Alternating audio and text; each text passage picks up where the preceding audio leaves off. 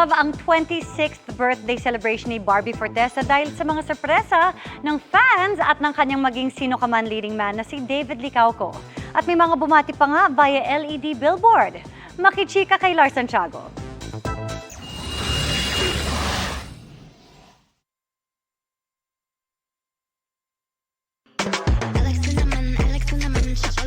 This Barbie is celebrating her 26th birthday. Yan ang paandar ng kapuso primetime princess na nagdiriwang ng kanyang kaarawan ngayong araw. Kaya naman ang lahat ng nagmamahal kay Binibining Clay, kani-kanyang paandar din sa kanyang special day.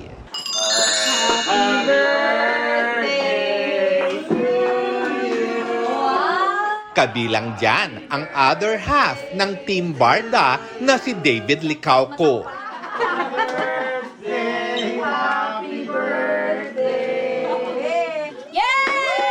Na sinurpresa si Barbie sa pictorial ng upcoming Kapuso series na maging sino ka man.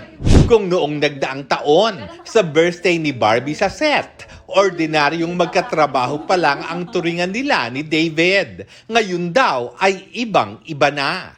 Actually, ibang-iba talaga. Ewan ko ikaw. Pero kahit ako yung buhay ko, ibang-iba talaga last year.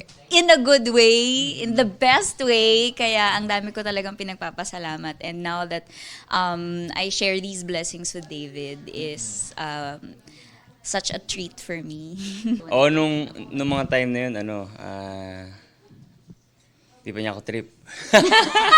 So, sinasabi ba ngayon trip kita? Pero ano naman kaya ang birthday wish ni Barbie? Smooth turnover na lang ng dream house. And sana ma-enjoy din ng family ko yung bahay. And sana ma-maximize ko din.